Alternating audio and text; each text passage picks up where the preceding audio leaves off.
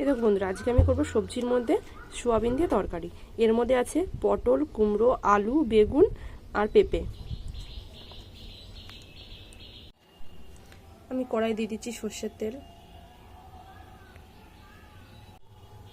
তেলটা গরম হয়ে গেছে, দিয়ে দিচ্ছি আমি 5 ফোড়ন, একটা শুকনো লঙ্কা ফোড়নে। এর মধ্যে আমি দিয়ে দিচ্ছি কয়েকটা ডালের বড়ি ভেঙে আর একটা আস্ত। ডালের বড়িগুলো ভালো করে ভেজে নেবো। ঠিক আছে, এবার আমি সবজিগুলো দিয়ে দেবো।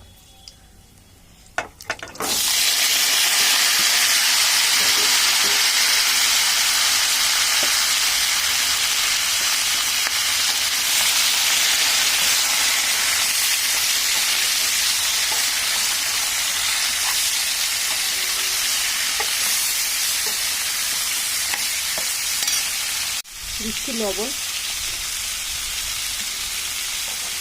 দিচ্ছি হলুদ,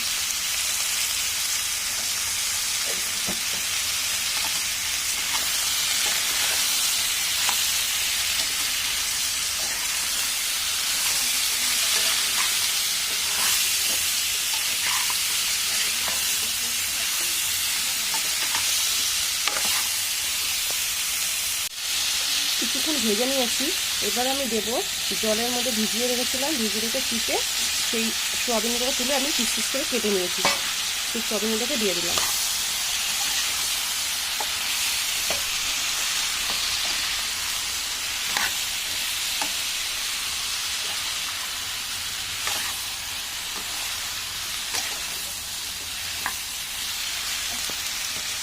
এবার দিচ্ছি একটা টমেটো।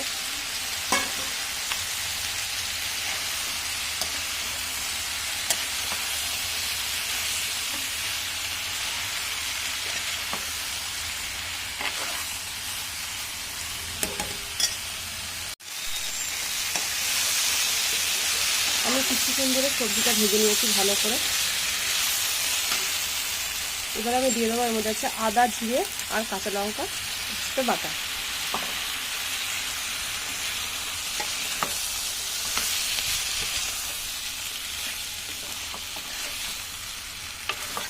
এবার আমি সব কিছু একসাথে ভালো করে কষিয়ে নেব।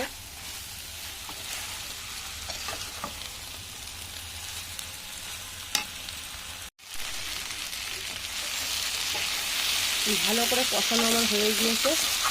এবার আমি দিয়ে দেবো এর মধ্যে জল।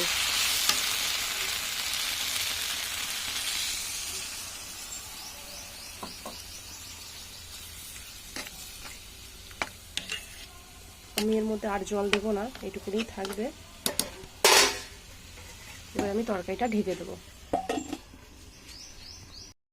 আমি ঢাকনটা খুলে দিয়েছি।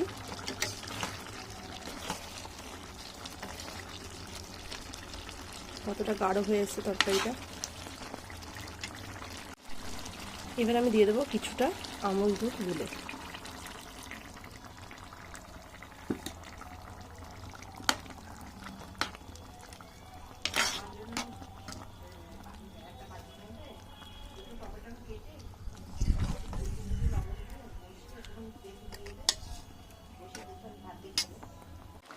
এবার আমি দিচ্ছি এর মধ্যে কিছুটা চিনি।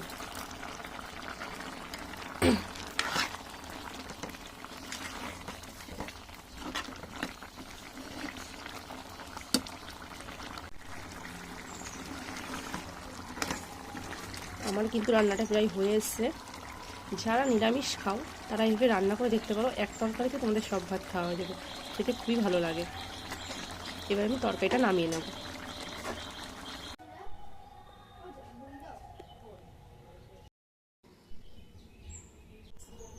আমি তরকারিটা নামিয়ে নিয়েছি। আমার রান্নাটা কেমন লাগলো তোমরা অবশ্যই জানিও। আর আজকের ভিডিওটা আমি এখানেই শেষ করছি।